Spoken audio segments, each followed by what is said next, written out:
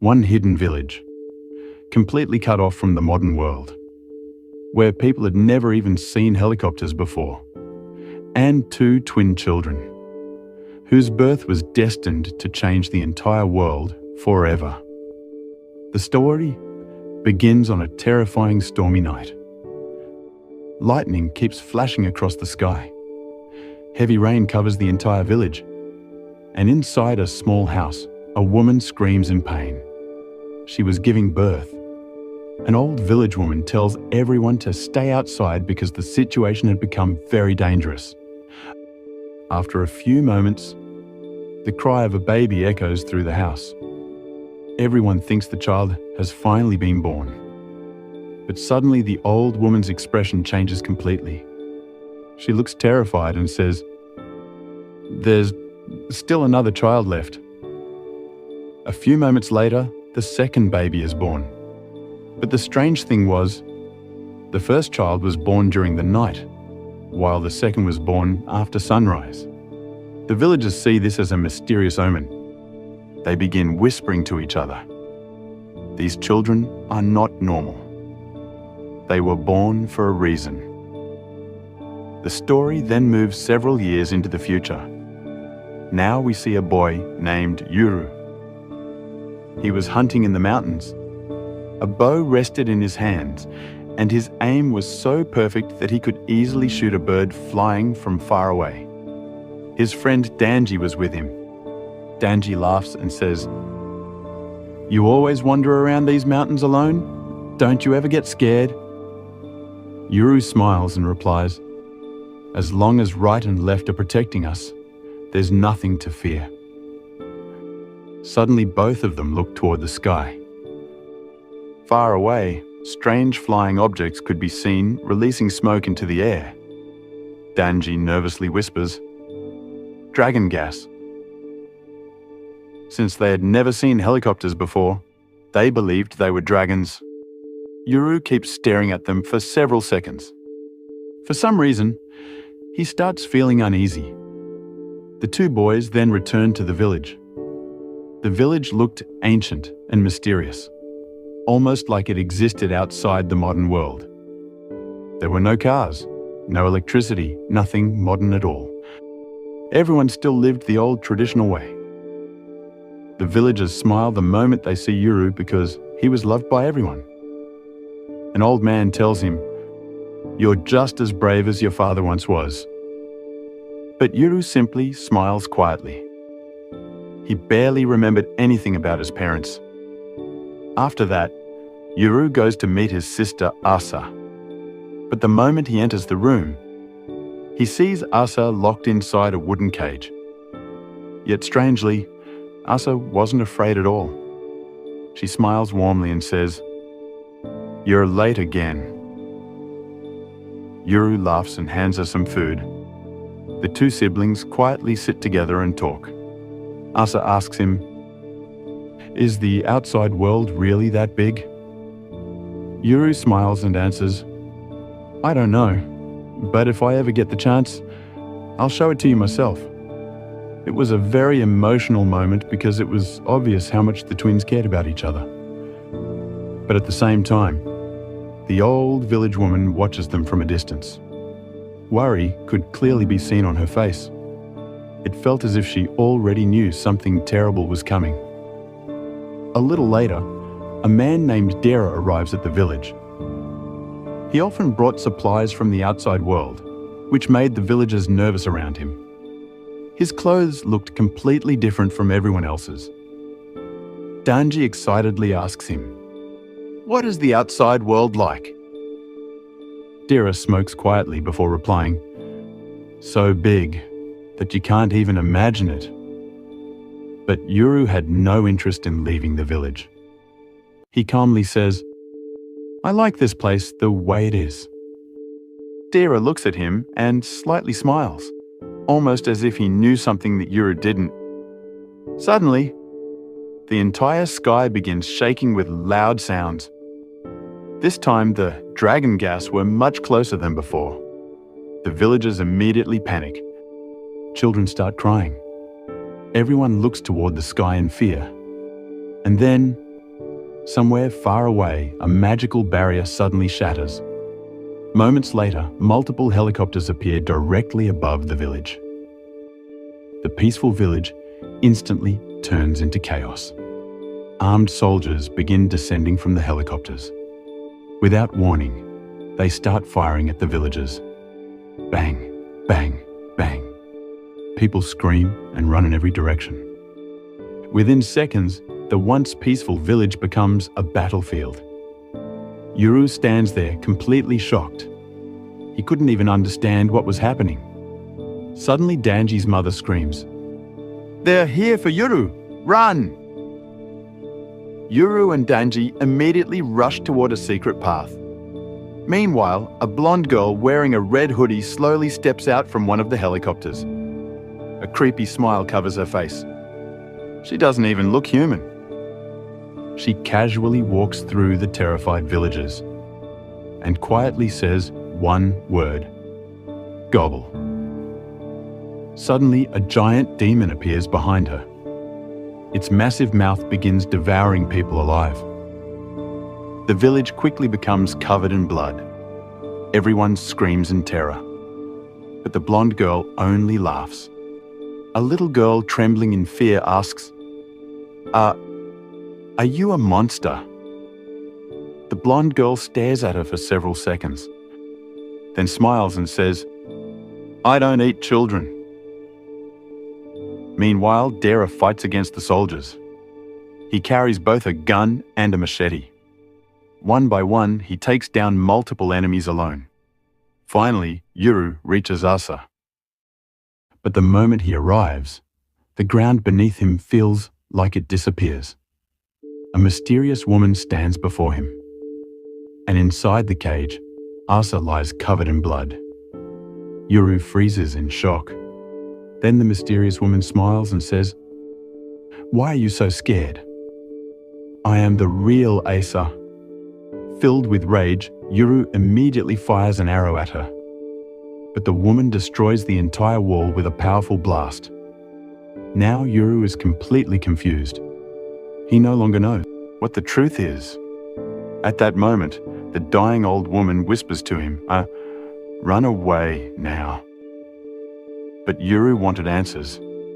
At the same time, Tadera rushes toward him and gives him a glowing green pendant. He says, "If you want to survive, place this between right and left." Yuru immediately runs toward the giant statues. He places the pendant between them, but nothing happens. Suddenly, Tadera smashes Yuru's face against the stone. Blood drips onto the pendant. And in the very next moment, the entire ground begins shaking violently. The right and left statues finally awaken. Two giant golden demons emerge from within them. Their roar shakes the entire sky. Then they immediately attack the helicopters. Boom! Within seconds, the helicopters are destroyed. For the first time, the blonde girl looks terrified. The smile on her face completely disappears. And then, right and left slowly turn toward Yuru and say, "Master." Tadera smiles slightly and quietly says, "Now, they belong to you." Being completely shocked after seeing left and right standing in front of him. Because these two are not ordinary demons, they are actually the guardians of the entire village. And now, they have accepted Yuru as their new master. Then Tadera explains that staying there is dangerous because some powerful people are chasing them. But at that moment, Gabby suddenly appears. And the most shocking part is that she survived the grenade blast without a scratch because her demon protected her from the explosion. Gabby then tells Yuru to come with them. But Yuru immediately asks her if she was the one who killed the villagers.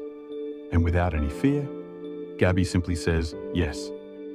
The moment Yuru hears that, his anger explodes. Right reminds him that he can order them to do anything because they are now his demons. But Yuru says that he is not worthy of giving orders to the village guardians. Instead, he makes only two requests. First, if they find any surviving villagers, they should save them. And second, I will kill this girl with my own hands. Meanwhile, Asa threatens Granny before leaving the area. At the same time, Left starts fighting against Gabby's demon. During the chaos, Yuru shoots an arrow into Gabby's leg so she cannot escape. But her demon quickly grabs her and flies away, forcing Yuru to chase after them. On the other side, Right is busy rescuing the villagers. But the funny thing is that normal humans cannot see demons. So when the children suddenly see Right, they immediately faint from fear. And then, Asa finally appears. She attacks Right without hesitation. But the real twist comes when she reveals that she is actually Yuru's real younger sister. Hearing this completely shocks Yuru, because the Asa he spent his whole life with was actually fake. The truth is that 10 years ago, the real Asa left the village with their parents. But the villagers were afraid that Yuru would also leave and ruin the prophecy. So they created a fake Asa to keep him inside the village. And honestly, this revelation completely breaks Yuru emotionally. Right then confirms that Asa is telling the truth because her blood smells exactly like Yuru's. But Dera realizes that staying there any longer would put everyone in danger. So they decide to leave the village and head toward the modern world. On their way down the mountain, they hear people talking about the mysterious lost village where anyone who enters never returns alive. Eventually, Yuru reaches the modern world for the very first time, where Dera's partner Hana is waiting for them. And this is where one of the funniest moments happens. When Yuru sees a car for the first time, he has absolutely no idea what it is. So Dera explains that it is basically a fast vehicle that moves without horses. Meanwhile, Asa and her team continue discussing their mission.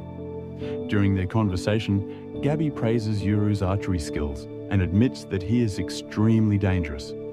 And hearing that, Asa starts crying, because after all these years, she finally knows that her brother is alive and safe. Yuru and everyone else stop at a resting station, where Hana brings new clothes and food for Yuru.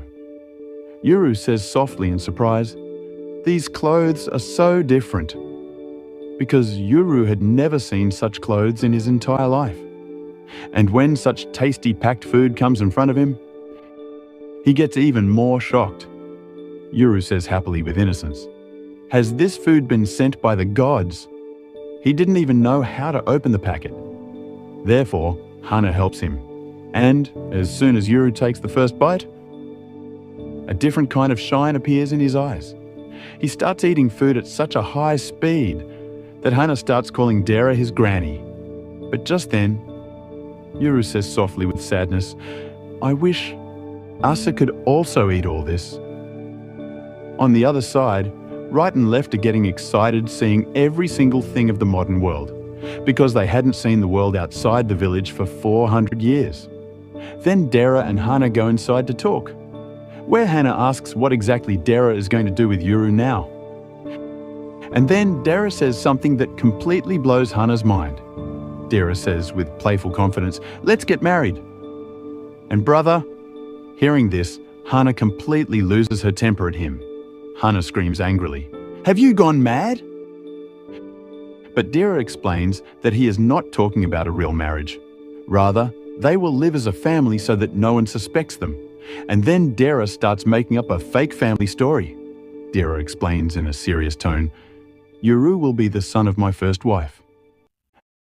And my wife would have died." Hearing this, Hana gets even more frustrated. On the other side, Right and Left are searching for horses inside the car, because they just cannot understand how this thing is moving without horses. Then Yuru asks them by what name he should call them, but they both say that he is their master, so he can call them by any name. But Yuru keeps their names as Right and Left only. After that, Yuru asks them about his parents and Asa. Then Right and Left revealed that 10 years ago, they had seen Yuru's parents running away from the village with a small girl. And the smell of Yuru's blood was coming from that girl, meaning she was the real Asa. Hearing this, the ground slips beneath Yuru's feet. Yuru says in a sad and broken voice, "So, they just left me all alone. And brother, this moment was truly very emotional. Then Yuru decides that he will find the real Asa and will ask his parents why they did this to him. Yuru says with anger and determination, "I will find them no matter what, whatever happens." After that, Tadera tells Yuru about the real powers of the twins. And brother, here the story becomes even more crazy. Tadera tells that when days and nights are equal, then sometimes special twins are born who hold the power to divide the world. And 400 years ago also, similar twins were born, because of whom the world got divided into east-west and north-south. Then we get to know that Asa has a power named Break, which can forcefully break any object. And Yuru might have a power named Seal, which can seal anything. But the most dangerous thing is that if these two powers clash with each other, then destruction can unfold upon the entire world. Yuru says softly in shock. So, we can even destroy the world. But Tadera explains to him that everything depends on how they use their powers. The next morning, Yuru gets completely astonished seeing the modern city. Right and left start calling the buildings castles. And when Yuru tells them that more than 10 million people live in this city, the minds of both of them completely spin. But in the end, Yuru finally makes a firm decision that he will find out the truth. Yuru says in a serious and confident tone, "I have to know the truth, even if I have to face Asa." And comes inside this modern apartment for the first time. In surprise, his eyes are literally shining, seeing every single thing, because until a little while ago, Yuru and his demons, right and left, were considering these huge buildings as castles. And now, when they have come inside, Yuru just cannot understand how people live in such tiny rooms. Just then, Hana starts showing him the things in the house. Kitchen, bathroom, lights, everything. A Western-style room has been prepared for Tadera, but Hana gives Yuru a tatami room, and as Yuru sits on that mat, happily, a real smile appears on his face for the first time, because in his village, such tatami was used only on special occasions. Yuru starts jumping on it like a child, but just then, suddenly two animals come into the room, a white dog and an orange cat. Hana says with a smile, "Meet them, these are my demons, Jinko and Kuro." Just then, right and left also come, and sitting down in a completely VIP style, they say, with pride, "We are Yuru's demons. I am right and this is left." But as soon as Yuru calls both of them a dog and cat, both of them attack him. And brother, Yuru's condition is worth watching. Right immediately says, becoming serious, "Do not consider them normal animals." Then Hana tells that in the lower world, every human has a family name. And Yuru gets shocked hearing this, because there was no such thing in his village. But the real fun comes when Tadera casually says that Hana owns her own mountains. In surprise, Yuru's eyes literally light up. He immediately says, "Can I go hunting there?" But Tadera says, "You will need a license first." And Yuru immediately asks, "What is a license, brother?" Seeing his innocent face brings both laughter and sadness, because he doesn't even know the basic things of this world. After this, the scene cuts towards Asa, where she is practicing the training of her break power. An apple is kept in front of her, and she tries to cut it perfectly, but her power is so dangerous that along with the apple, the things nearby also start breaking. Just then, a mysterious master comes there. Jin is also along with him, and brother, Jin's entry aura is on a completely different level. Asa immediately bows her head and apologizes. But the master says, while laughing, "As long as you are not killing anyone, everything is fine." Then Jin calls his demon Ai, who cleans the entire room in just a few seconds. And right here we get to know how dangerous the demons of the Kagemori clan are. After this, Gaby comes, who is still injured. Asa offers her an apple, but she doesn't have a knife. Just then, Jin calls his second demon Makoto, And brother, that demon pulls out a knife from his mouth. Gaby says in disgust, "I will not use a knife that came out of a monster's mouth." This scene was honestly quite funny. But then the atmosphere becomes serious, because the master tells that if the world finds out that Yuru and Asa have left the village, then many people will go after them, especially the Kagemoris clan. And just then, Jin gets a task, to find Yuru. Now brother, the most amusing thing happens here. Asa makes a drawing of Yuru. Gaby also makes a drawing, but the real masterpiece is made by Gaby's demon Gabriel. Seeing such an accurate drawing, Jin himself gets jealous. Over there, back in the apartment, Dera has already shaved his beard. Hannah looks at him and says, making fun of him, "Now you look even worse than before." And Dera immediately replies, "Wow." After marriage, the wife has already started throwing tantrums. The chemistry between these two is honestly quite entertaining. But just then, they find out that Yuru has gone outside. And as soon as Hannah finds out that Yuru also took his weapon along, she starts to panic, because carrying a weapon openly in this world is illegal. Over there, Yuru is roaming the city with right and left. He is shocked seeing the sky-touching buildings. Softly, he feels as if the stars are touching the ground. But just then, Yuru makes a dangerous plan. He says to right and left that if Asa is also in this city, then the smell of her blood will definitely be found. And then, right and left activate their powers. Brother, their transformation scene was literally fire, turning into golden and red energy. Both fly into the sky carrying Yuru, and after some time, these people reach a parking area, where Jin is already present, and along with him, two mysterious people are also there. Right immediately senses that many demons are hidden around them. But just then, the most shocking moment comes. Asa appears there. Yuru, as soon as he sees her, runs to attack in anger. But Right screams and says, in anger, "Stop! This smell is old," and only then it is revealed that she is not the real Asa. Rather, it was a fake trap made by Jin. Now, brother. Right from here, the episode becomes completely crazy. Jin comes forward with a smile and says, "So it's you, Asa's twin brother." But just then, Jin's demon catches Yuru. And on the other side, left and right are observing everything while hiding. Then begins the most insane fight of the entire episode. Bullets, missiles, monsters, everything all together. But the most shocking thing, bullets have absolutely no effect on left and right. Even after a missile hits, Right just starts laughing. And just then, Yuru uses his hunter instinct.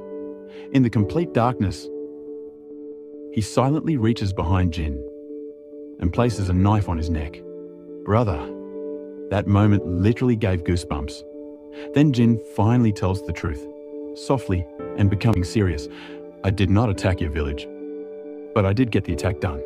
Hearing this, Yuru's anger becomes uncontrollable. Only pain and revenge are visible in his eyes. But even then, he stops himself. And in the end, so here, Haro and Akio become very surprised after hearing this, that Yuru only wants to talk to Asa, not forcibly take her back with him. Because of which, Jin also starts asking Yuru, "Does Higashi village not want both the twins?" Hearing this, Yuru remains silent for a few seconds. Both anger and confusion could be seen in his eyes. Then he says softly, "I don't know anything about this. I was alone there." Hearing this, Jin understands that Yuru truly does not know the whole truth.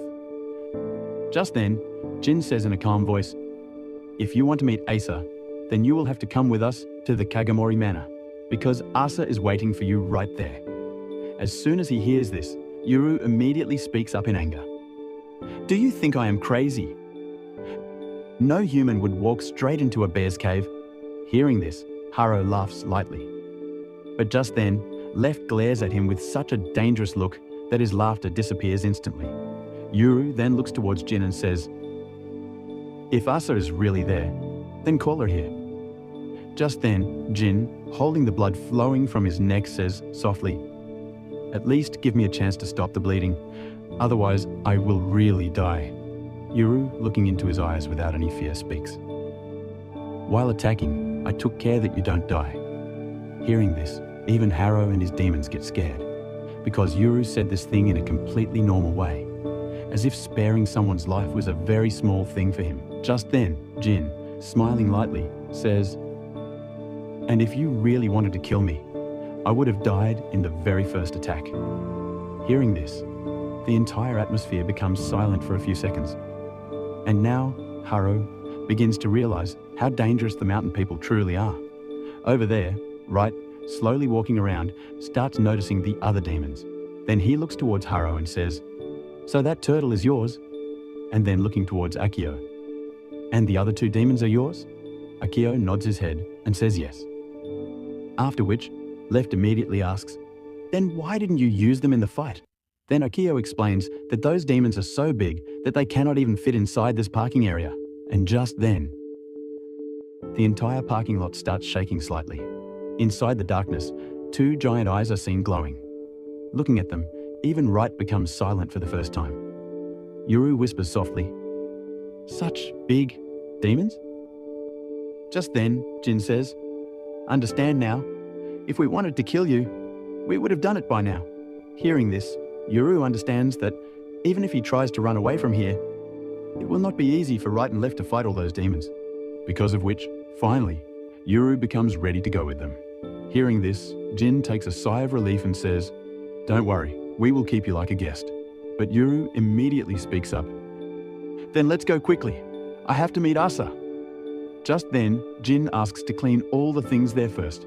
And right then, his fish demon eye starts eating the broken weapons, blood, and other debris lying on the ground.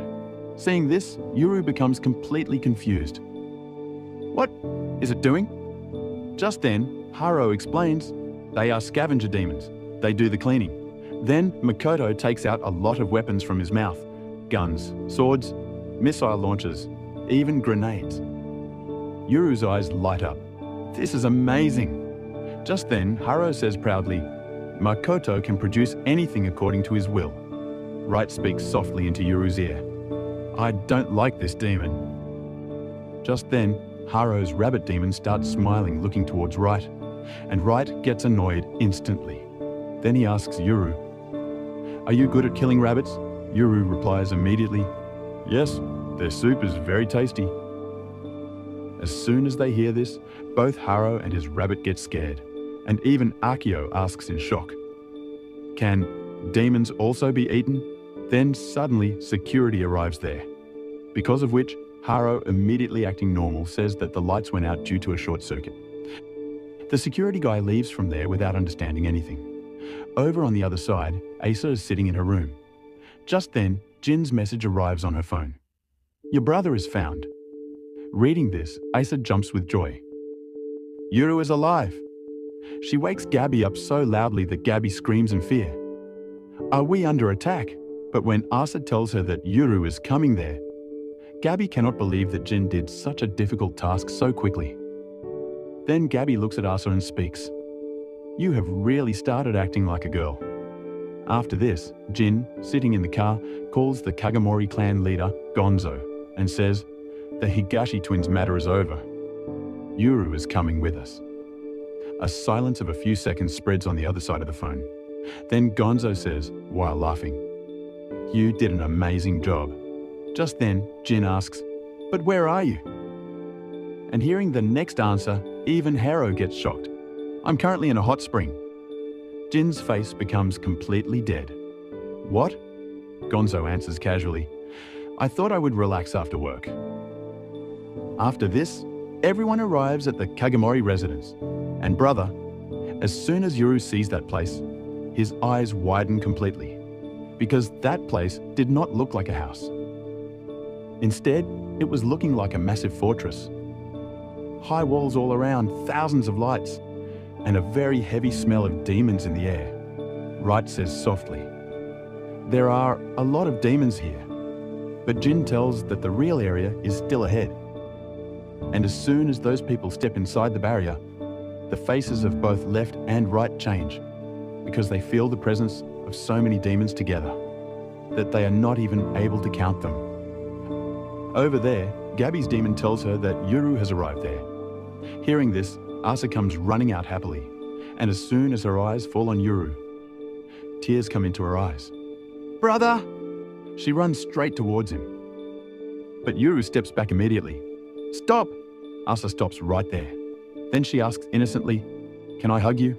"No, a small one. Absolutely not." Haro, standing behind, is trying to hold back his laughter. Just then, Asuma comes there, and looking at Yuru, introduces himself with a smile.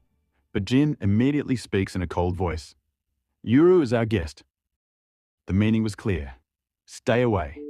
After this, everyone reaches the nurse's room, where the nurse becomes completely surprised to hear that Jin was attacked by a small child, but Yuru says immediately, "In the mountains, every child knows how to handle weapons," and Asa also agrees with his words. Just then, the nurse takes out Asa's blood bag, and seeing it, Yuru gets scared. "Why do they have your blood?" True fear could be seen in his eyes, because for him, taking out someone's blood meant the work of evil spirits. Then Asa, showing him the syringe, starts explaining. "And brother, the boy who a while ago was ready to kill people, he is now getting scared just by looking at an injection." Haro laughs, seeing this. "You are truly strange." After this, Asa asks with a smile, again, "Now will you let me hug you?" "No." If I ask nicely, still no. But finally, Yuru agrees, seeing her stubbornness. And then the atmosphere suddenly becomes serious, because Yuru asks softly, "Where are our parents?" Silence spreads in the room. Asa's smile slowly disappears, and Jin finally starts telling the truth. "Your parents have disappeared." Hearing this, Yuru becomes completely shocked, because the answer he was wandering around for so many days to find, it had now become even more mysterious. And just then, suddenly a loud explosion sound comes from outside. The whole room shakes. Right immediately screams, "Demons!" And the very next second, two giant demons break through the window and enter inside, with which the entire Kagemori clan turns into a battlefield. And with this episode, the story stands at such a turn where every moment is hair-raising. There is chaos in the battlefield. Yuru holds his new bow and arrow for the first time, but due to a lack of experience, his aim misses completely. To save their lives, they take refuge in a closed room while avoiding the enemies. On the other side, Gabby's voice echoes on the walkie-talkie. She is trapped in such a terrible battle where she is facing those demons she has never seen before. She herself is wounded, her speed has slowed down, but the madness within her and the hunger to fight have not diminished. Gabby starts getting the enemies crushed brutally by her fierce demon, and even after being surrounded from all sides, she starts smiling in a scary way. Meanwhile, Yuru and his companions are constantly running. In such an atmosphere, Asa's strange behavior also comes to the fore. She demands a hug from Yuru in exchange for finishing those demons, which Yuru refuses directly, as always. Suddenly, the moves change, and the enemy's demons combine together to release such an indiscriminate white light that makes the entire screen blurry. With this flash, Yuru and Asa are trapped inside separate mysterious sphere-like barriers. When Jin, standing outside, feels his helplessness, he tells the doctor to wake that teacher for help, but the doctor warns him that if he wakes the teacher from sleep at this moment, he will kill Jin first. Jin understands that now no one is coming to help him, and he gets down into the game of death by loading his gun himself. During this, the barrier in which Asa is trapped, there is only deep, suffocating darkness. She starts screaming in fear. She starts remembering those days of her village when she used to live alone and helpless, different from everyone else. But then, Wright's voice pierces through that thick darkness.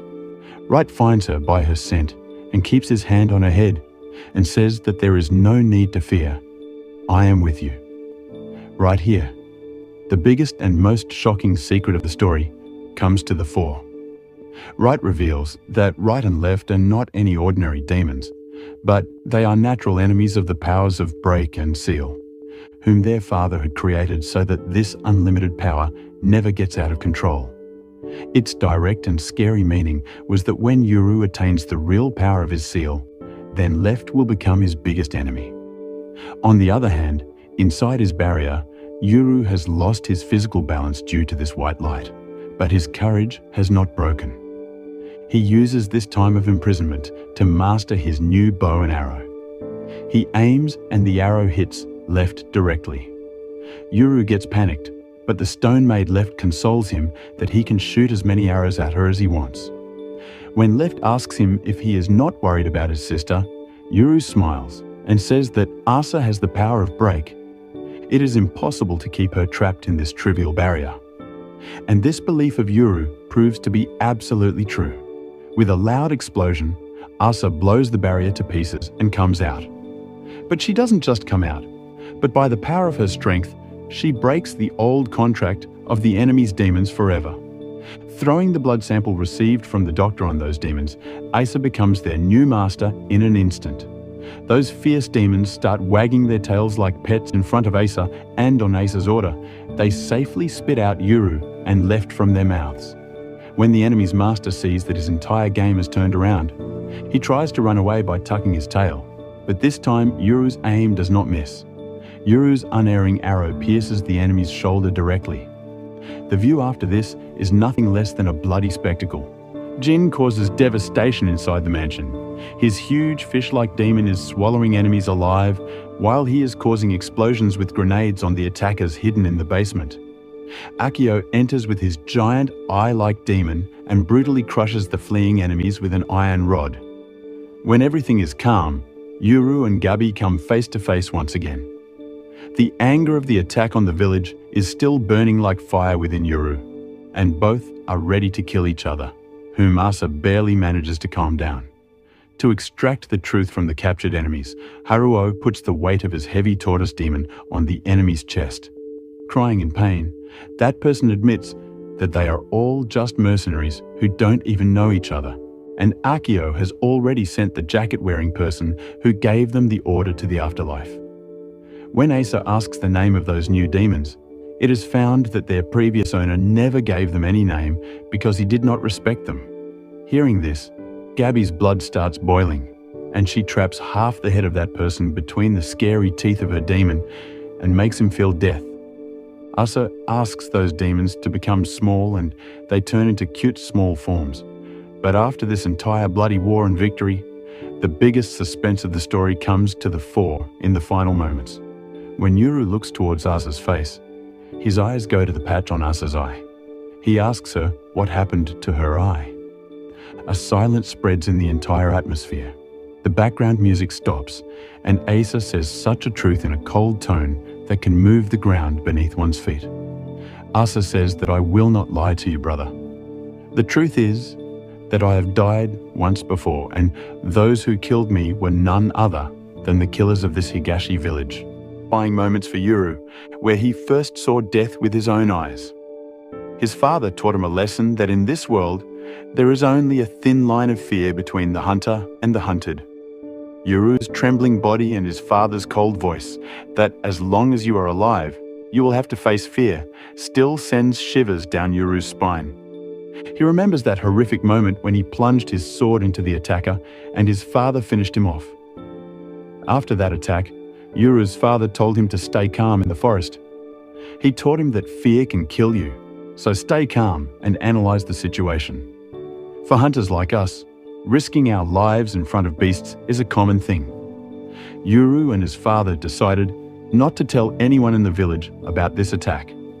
They thought the associates of those attackers would not attack the village, but as soon as they reached the village, everything changed. Granny did not believe the story Yuru's father told. Yuru was exhausted and Asa asked him to take a rest.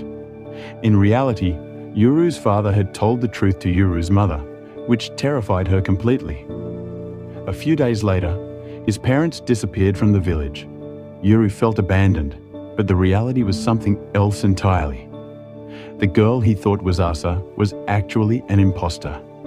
For the last 10 years, the people of Higashi village kept him in a lie. Now, the real Asa has told him that the assassins of Higashi village had killed her once. After fleeing from Higashi village, the Kagemori clan took care of them. But their parents disappeared and, last year, Asa was kidnapped. After dying, Asa gained the power of break. She explains that after death, she reached the boundary between the land of the dead and the human world. There, a demon asked her if she wanted to accept death or return by accepting its power. She chose to return. The power of break gave her the ability to blow off an enemy's head from a distance, but in return, she felt as if she were living in hell. Yuru's sorrow deepened because he now knew that his parents had been kidnapped. Asa chose life and killed the assassins who had held her captive. Now the story returns to the Kagemori clan's house, where the atmosphere is heated. There is an argument between members like Asuma and Hagure regarding the twins. Suddenly, the arrival of Gonzo and Dera fills the entire atmosphere with suspense. Jin and Gonzo's eyes are fixed on Dera, and an unspoken war can be felt in the air. Dera's arrival is no coincidence. He has entered enemy territory intentionally. Friends, if you had such a power, would you return by defeating death or follow the same path? Share your opinion in the comments, because your one opinion can change our entire theory. The scene outside the Kagemori clan's house is extremely tense. How could Asuma, who claims to have sharp hearing, remain unaware that an attack happened there? On the other hand, members like Hagure are praying for Asa's safety, but they still don't understand how the enemy got inside despite the barrier. There is a strange bitterness in the conversation between Jin and Asuma, which shows that all is not well inside the clan. The biggest revelation comes when Yuru learns that if he dies, only then will he get the power of the seal. Is this a boon or a huge conspiracy? Will Yuru take any suicidal step by risking his life for his sister, following his father's teaching? Yuru's innocent face is now trapped in a labyrinth from which escape seems impossible. Jin and Left Right are repeatedly warning Yuru about how dangerous this path could be. Yuru also learns that 400 years ago, a twin did not come back to life, meaning there is no guarantee of returning after death. Everyone is stunned to hear this. Will Yuru really use this seal power? Or does Dera have some deeper motive? Do you think the reunion of Yuru and Asa will bring destruction to the Kagemori clan? Will these two together be able to defeat those assassins? If you think Yuru should not take the seal power and should save his life, then like this video now and write yes in the comments to give your answer. Your episode opens with an interesting scene. Gonzo is leading everyone back and wondering where they are all going to eat since the whole place has been completely wrecked. Just then, Hagure steps up and asks, "Should I fix it?" Gonzo replies, "Sure, go ahead." Hagure steps forward, and suddenly something white appears on his shoulder. It starts making the debris disappear. Yuru, Left, Right, and Dera are all stunned. Then a black entity appears right beside Hagure. We see Hagure using both white and black powers to completely restore the place. Hagure explains, "I have two demons, black and white. The white one is named Whiteout, and the black one is Ink. Wherever I need to fix something, I first apply Whiteout to erase it, and then override it using Ink." Asa explains that both of these skills depend on imagination and observation power, and Hagure possesses exceptional capabilities in both.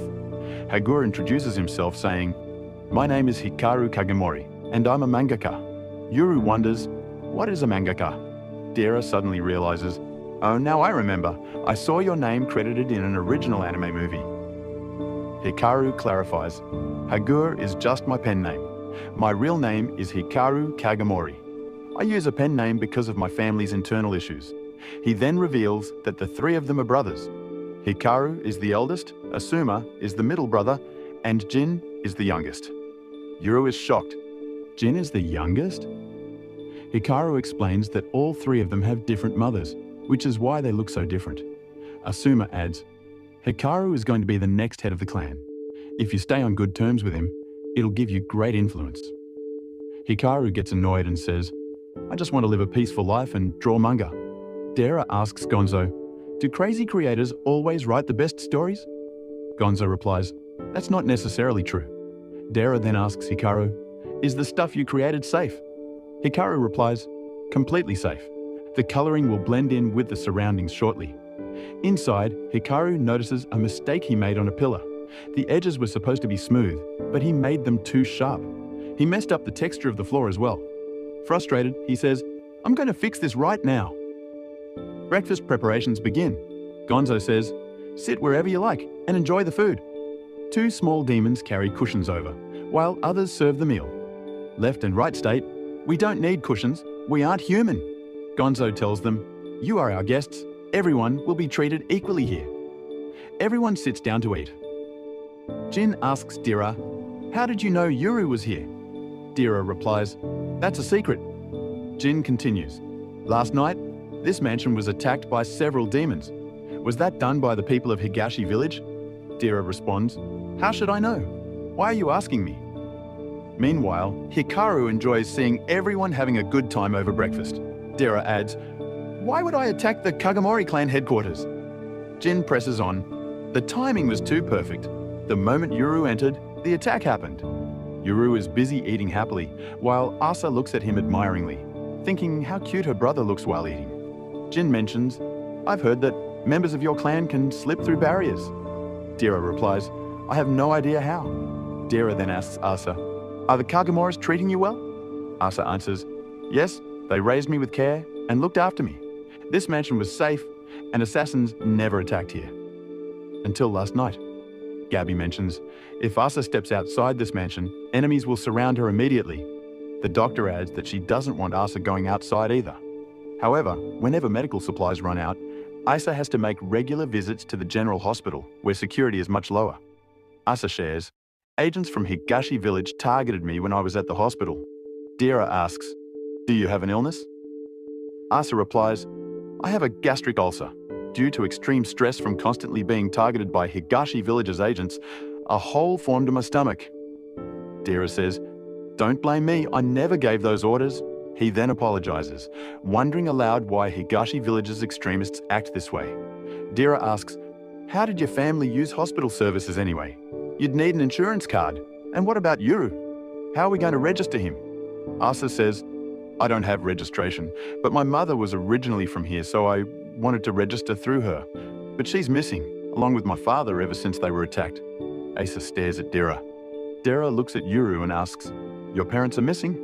Dira adds, "Even though I'm on Higashi village's side, I've never heard anything about your parents being missing, so I don't think Higashi village was involved." Gonzo asks, "And why should we take your word for it?" Dira replies, "I will kill anyone who enters my territory, but I don't attack people for no reason. I have nothing to do with the extremists of Higashi village. I came here, unarmed and in peace, just to take Yuru with me. Tell me, if a Kagemori came to our side, would they do the same? Besides, I've heard you. Kagemoris aren't exactly saints either."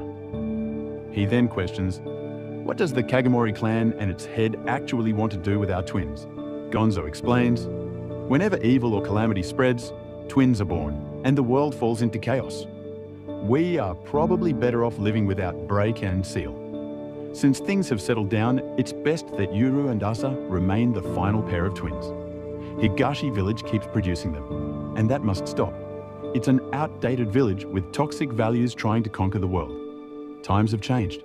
Since we share the same bloodline, it's our responsibility to put them to rest." Asuma disagrees, saying, "Those who are granted power should use it to bring peace to the world. That is their true responsibility." Dira asks, "So do the Kagemoris have what it takes to control these powers?" Asuma responds, "Yes, the village that produces the powers of break and seal exists, and we cannot deny their existence, but they must operate under a proper organization." Yuru thinks for a moment and then speaks up, "Left, right. When I asked if we were cursed children who bring chaos, you disagreed. Some people just want to use our powers to start wars. Hearing you talk made me realize that we have every right to live. We deserve to live peacefully. Thank you." Yuru speaks with a cold, firm tone. He thanks them for the meal, then points towards Asa and says, "She had to apologize for everything. I won't forgive those responsible for attacking my village, but she was forced to apologize for things that weren't even her fault." Asa feels like everything is her fault. "You shouldn't have to live in hiding, Asa. Just because we are twins, why should others decide how we live? And if the Kagemoris aren't united, the extremists among them must be listening right now. Yuru turns to Tadera and adds, "Whatever I'm saying, I want the people of Higashi village to hear it too." Yuru declares, "I will neither run nor hide, because I have no reason to hide anymore. I don't care if you're from Higashi village or the Kagemori clan. If anyone wants my head, come and take it yourself. But once I defeat my attackers, I will drag every bit of information out of them." Tadera tries to calm him down. Asa yells, "Big brother, are you an idiot? You can't be serious. You have no idea how terrifying it is when assassins relentlessly attack you. I don't want you to suffer the way I did. You have to run, you have to hide. You can't throw your life away." Hikaru asks, "Is Yuru always like this? Does he always attack head-on?" Jin replies, "Yeah, pretty much." Asa turns to the demons. "Left, right, say something to him." Left and right's faces light up as they say, "Whatever our master decides, we will follow. No matter what dangers lie ahead, we stand by his word." Gabby agrees with Yuru's mindset, and Right adds, "Yes, our master is very kind." Gonzo offers Yuru to join the Kagemori clan. "It will be safe and comfortable for you here." Yuru refuses. "You said Higashi village is bad, but that's where I grew up. I have friends there. I understand your ideals, but I cannot align myself with the clan that destroyed my home. I appreciate that you are searching for our parents, but I will do things my own way. That's why I'm going with Tadera to find them myself." Tadera sighs. "Well, what can I say? As your guardian, I have to respect how you choose to live." Tadera says, "All right then, let's get moving." Asa and the Kagemoris request left, right, and Tadera to take good care of Yuru. Tadera agrees. Finally, they reach the gates. Asa stops and says, "I cannot cross this gate because it serves as a barrier. If I step outside, those after the power of break will attack me." She tells her brother to be careful. Yuru thinks to himself, "Asa can't even live freely outside these gates. She went from the cage of our village to this mansion, which is just another type of cage." Asa says, "Wait, brother, let me show you something," and pulls out a photo of their parents. Asa explains, "This photo was taken before they went missing." Yuru, left and right are amazed. "What is this thing showing the picture?" Asa takes a picture with her brother. She explains, "It's technology that captures moments." Yuru is thoroughly impressed. Asa smiles, happy that she managed to take a memorable photo with her brother. Right says, "We want a picture with Yuru too." Tadera agrees to take it, but left and right don't appear in the photo because they are spirits/demons and cannot be captured on camera, leaving them both deeply disappointed. Yuru asks, "Show me Mom and Dad's photo again." Yuru notices that his parents are wearing modern clothes, not village attire. He hasn't seen them in over 10 years. Asa offers, "All right, I'll print this photo and send it to you. Just tell me where you live. Give me your address." Yuru doesn't have an address. Asa feels disappointed that she couldn't get his location.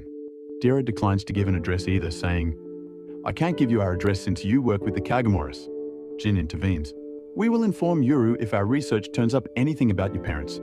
We won't ask for your address, but at least give us an email or a phone number." Tadera declines that too, thinking, "Is there a way we can stay in touch without revealing our private information?" Yuru suggests, "How about smoke signals?" Everyone rejects it. "That's against the law." Jin hands over a card.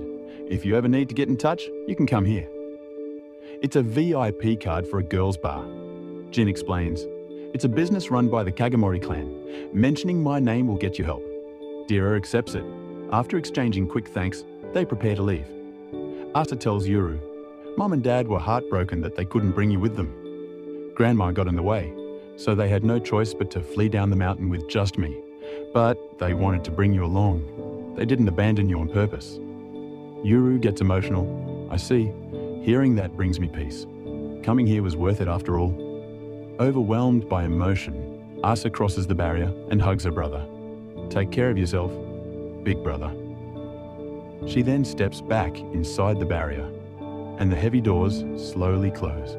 Yuru drops to his knees. Man, before I even realized it, she hugged me. If she were a bear, I'd be dead by now. But yeah, there's no doubt about it. She really is my younger sister, Asa. Yuru sits there emotionally. As Jin looks back, Asa says, "Jin, we need to trust them and build a relationship. Don't pull anything dirty." Jin replies, "Fine, understood." Inside the mansion, Gonzo reflects, left and right should be passed on to someone else so that the powers of break and seal are balanced away from Yuru and Asa. But acquiring them is tricky, and if something happens to Yuru, no one will be able to stop left and right. A butterfly is shown fluttering, and Asuma is seen with a sinister look. Yuru and his demons head out alongside Dera, and the episode opens with Yuru and Dera returning from the Kagemoris clan mansion. Dera has the VIP card given to him by Jin, but Yuru looks quite down. So Dera decides to show him more of this modern world to cheer him up. First, they see a massive ship. Yuru and his demons are completely amazed by it. After that, they ride the subway and then head over to watch a horse race. Dera loses money betting on the race, but Yuru really likes the large, fast horses there. Dera asks him what all he needs to live here. Yuru says he wants horses and cows. Dera immediately replies, "Ask for anything other than those two." Yuru explains that what he needs most are arrows, as he is running very low on them. Afterward, Dera takes him to a supermarket. Yuru wants to buy bamboo, a knife, and thread to make arrows. He even talks about making arrowheads out of iron and stone. Yuru goes as far as considering boiling deerskin and organs to make animal glue. But Dera stops him right there and shows him pre-made glue instead. Yuru is blown away once again by how easily things can be obtained in this world. Next, they go shopping for clothes. Yuru prefers clothes with a lot of storage compartments. He chooses the color black, stating that it easily hides bloodstains. Hearing this, Dera starts wondering, am I shopping with a criminal? Then Yuru remembers a crucial detail. He realizes that the bandits who once attacked him had very clean hands, unlike the mountain folk whose hands always had a specific type of dirt that was hard to wash off. This leads Yuru to suspect that someone had hired those bandits to go up the mountain and kill him. Right and left guess that Higashi village might be behind it. However, Yuru doesn't have any concrete proof yet. Meanwhile, Yuru realizes that someone is tailing them.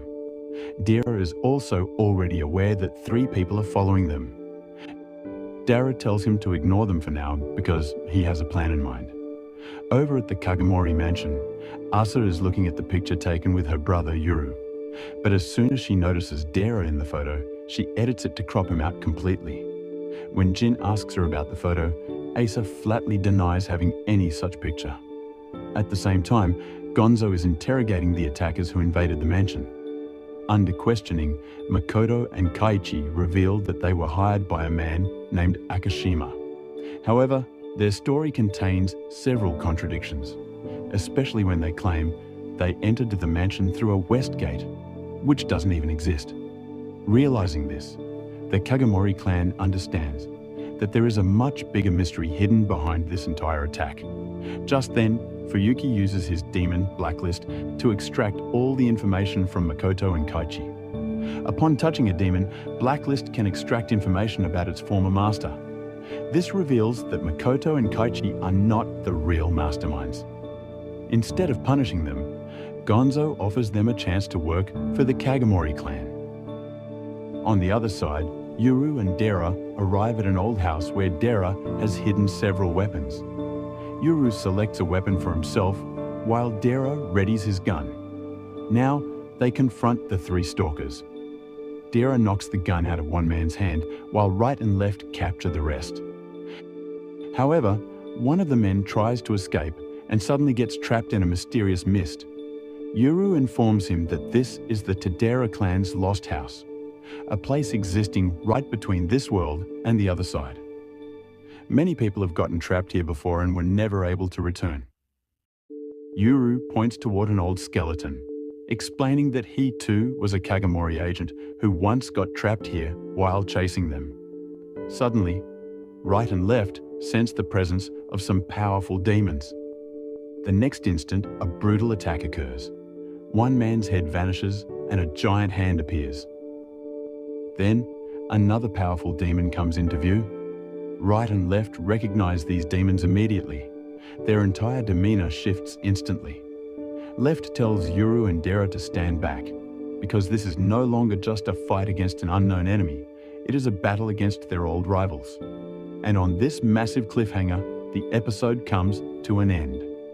So guys, in the upcoming episode, we are going to see a fierce showdown between Yuru, Dera, right, left, and these mysterious demons. How did you like this episode? Let me know in the comments below. If you enjoyed the video, please like, share, and subscribe. Two of the people who were tailing Yuru and the others have been killed by these two demons. Meanwhile, Dera brings an old woman back to consciousness. She wakes up, looks around, and panics upon seeing Long Arm and Long Leg right in front of her. Yuru immediately asks, "Are these your demons?" She replies that no, she doesn't know them at all. Now Dera suspects that this might be a third party that has broken into the Tadera Clan's lost house. However, Left and Right recognize them immediately. Left explains that both of these demons were extremely dangerous in the past as well. Many years ago, they helped a traveling monk who possessed the power of seal. That very monk sealed these two away inside Mount Yamu. Long Arm and Long Leg then revealed that after thousands of years, a new master has finally set them free. So, after being sealed for such a long time, they are both free once again. And the funny thing is, they still remember Left and Right. Both of them start bringing up old grudges. Then, the two introduce themselves. The female demon is Long Arm, who has unusually long arms, while the male demon is Long Leg, who has excessively long legs. Both boast about having devoured many humans, adding that they especially enjoy eating children, and poor Yuru is standing right in front of them. Now, both of them ask Left and Right, "Who is your master?" Dera is standing right there alongside Yuru. Both demons suspect that if Left and Right are here, the twins must have been born, and the human holding the power of seal might be standing right in front of them. That's when Dera pulls a clever trick. He orders Left and Right, "Go, defeat those two." Right initially speaks up, "Why should we listen to you?" But Left glares at him, and Right instantly catches on to what's happening. He quickly says, "As you wish, Master." And just like that, both demons become convinced that Dera is indeed the master of Left and Right. Deciding to eat Yuru later, they choose to eliminate Dera first. Dera takes off running, with both demons hot on his trail. Left and Right step in to block them, but these two possess exceptionally dangerous fighting skills. Dera fires shots from a distance, leaving the demons utterly confused about how they are even being attacked. Meanwhile, Right assumes his powerful form and clashes directly with both demons. However, seeing the raw strength of Long Arm and Long Leg, it becomes crystal clear that defeating them won't be easy. Eventually, Dera somehow makes his way back to Yuru. Yuru asks, "Why did you lie and claim to be their master? Now they are completely after you." Dera explains that he is Yuru's guardian, and his sister Asa asked him to look after Yuru. Yuru insists, "I want to fight too," but Dera tries to hold him back. Meanwhile, the old woman reveals that she belongs to the Kagemoris clan. Yuru asks her who sent her here. She reveals that she was sent by Asuma Kagemori, adding that Asuma didn't send her to harm Yuru. Just then, a tiny butterfly comes into view. On the other side, we see Asuma, who commands two demons. It seems he is listening to and watching everything happening here through this very butterfly. Dera then asks the old woman, "Are you a demon builder?" She nods yes. Dera tells her to summon her demons, but she refuses, explaining that her demons aren't currently with her. Now, Yuru comes up with a plan. He states, "I will go find the master of these two demons. If their master is nearby, we need to capture them." Meanwhile, Dera, along with Left and Right, will distract both demons.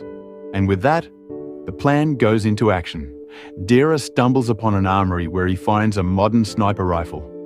Now, things are about to get real bad for the demons. From a distance, Dera takes a shot at Long Leg, destroying his eye. He fires at Long Arm as well. Having been sealed away for thousands of years, neither demon knows anything about modern weapons. Dera takes full advantage of this upper hand. Seizing the opportunity, Left and Right strike at both demons. However, just then, Long Arm and Long Leg merge together. They combine into a massive form, Tenaja Ashinaga. This new combined form is far more terrifying and dangerous. During the chaos, Long Arm grabs the old woman and prepares to devour her. Overcome with terror, she finally spills a massive secret. She blurted out that Yuru is one of the twins and will eventually inherit the power of Seal. Instantly, both demons shift their entire focus onto Yuru. Yuru saves the old woman, steps up front and declares, "I am one of the twins. I am the true master of left and right." However, Yuru strictly commands left and right. "Unless I give the order, neither of you attacks." Yuru then draws both demons into chasing him alone.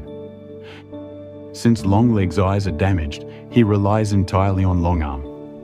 However, their coordination slowly starts to crumble. Eventually, the two uproot a massive tree and crash it down on Yuru. Yuru falls to the ground, injured. Both demons figure they'll break his arms first and then tear out his tongue so he can no longer give commands to left and right. But suddenly, Yuru snaps his eyes open and extends his hand toward them. Longarm freezes in fear. She panics, thinking that the power of Seal inside Yuru has awakened. In reality, Yuru is simply bluffing to scare them.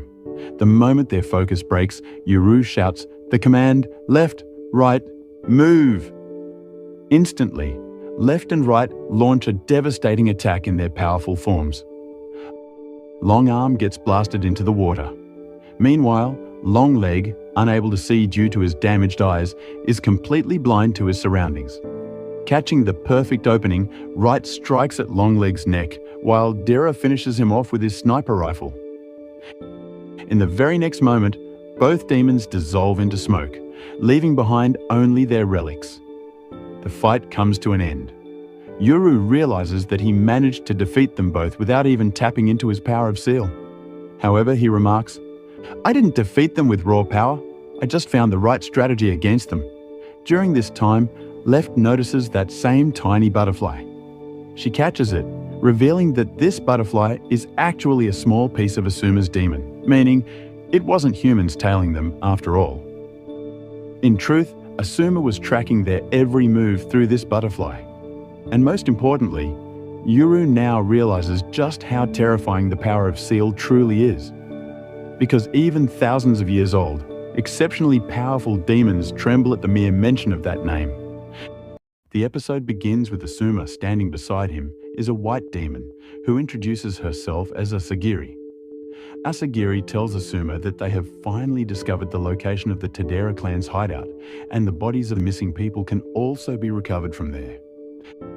But the real story begins where the previous episode ended. Yuru has already arrived at the mysterious hideout with his companions, the same place where Longarm and Longleg had not allowed anyone to enter. As soon as Yuru sees the place, he realizes that they have finally found the hideout of their enemy's master. But then, someone appears in front of them, a little child. Everyone was expecting to find some dangerous demon master, but instead, the child raises his hands in fear and says, "Don't kill me. I'll tell you everything." Everyone is left shocked. Was this child really the master of Longarm and Longleg? The child introduces himself as Cain Tadera. And the bigger shock comes when they discover that this child claims to be a member of the Tadera family. When Dera asks Cain about his parents, Cain reveals that his father's name is Tadera Rui. The moment Dera hears that name, his expression changes. Because Rui was the name of his father and one of his ancestors, Dera asks Cain how old he is. Cain says that he is only 13 years old. That means there is a full 22-year age difference between them. Left and Right start joking about the situation, saying that Dera has suddenly found such a young brother. But Yuru is more concerned about his parents than the joke. Cain reveals that his father had told him about Yuru and his parents. He even tells them that his father had helped Yuru's parents escape by breaking through the village barrier. Yuru's eyes fill with anger. He directly asks Cain, "Where are my parents?" But Cain doesn't have the answer. Meanwhile, Granny decides to stay out of the entire situation. She says that she didn't hear anything and that she won't tell anyone about the location of this hideout. Yuru and Dira let her leave. But before leaving, Granny wants to bury the people who died with her. Yuru also helps her. Granny cannot understand why the same boy who had just killed their companions is now helping with their funeral. Yuru simply says that the bodies need to be buried, otherwise disease could spread. But there is another reason too. Yuru wants Granny to leave quickly so that he can hear the complete truth from Cain. After this, the conversation turns toward demons and their contracts. Yuru asks what happens to a demon's contract if its master dies. Dira explains that the contract between a demon and its master can only dissolve when both sides agree. In reality, the master and the demon are completely equal. They are only called masters for convenience. Left and right also explain that their contracts have limitations as well. But after returning to the outside world after 400 years, both of them are enjoying themselves quite a lot. Then Right warns Cain that not every demon is friendly like them, and if a demon needs to be sealed immediately, Seal can seal it without even considering its contract. Hearing this makes Cain even more frightened. After returning to the town, Granny decides that she is going to quit this job.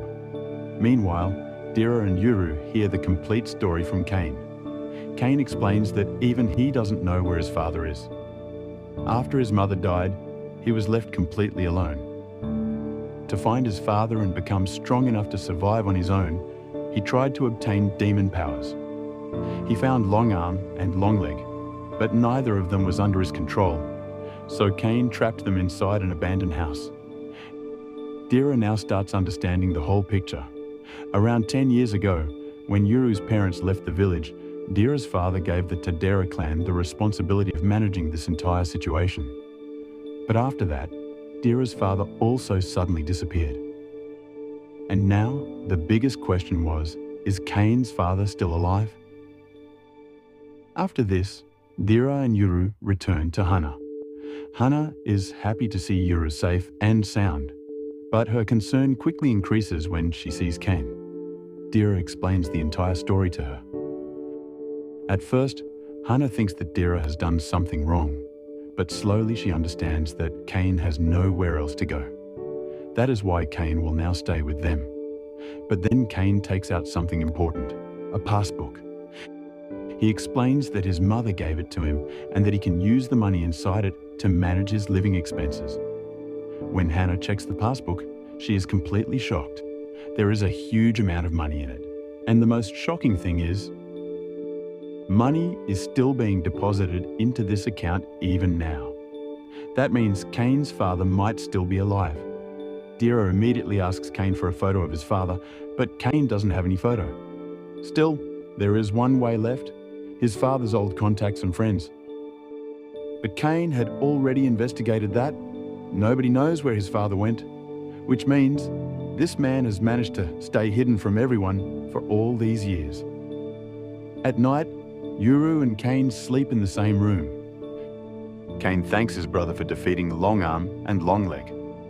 Yuru tells him that he is not alone. He is connected to the Tadera family, and he hopes that Cain will find his father soon. Tears begin to appear in Cain's eyes. He also hopes that Yuru will find his parents again. But on the other side, Dira is sitting quietly. In front of him are Cain's mother's ashes. He explains that she still doesn't have a proper grave. Hannah suggests that if Cain wants, he can build his mother a grave at some beautiful mountain location. Dira says nothing. He simply sits there and drinks. Because now, he wasn't just dealing with a new family member. He had uncovered a secret from his past that might connect the Tadera family, Yuru's parents, and Cain's missing father, all to the same story.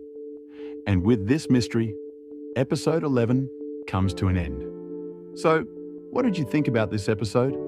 Make sure to tell me in the comments. For more cinematic anime recaps like this, subscribe to Plot Point Realm. I'll see you in the next episode. Until then, sayonara.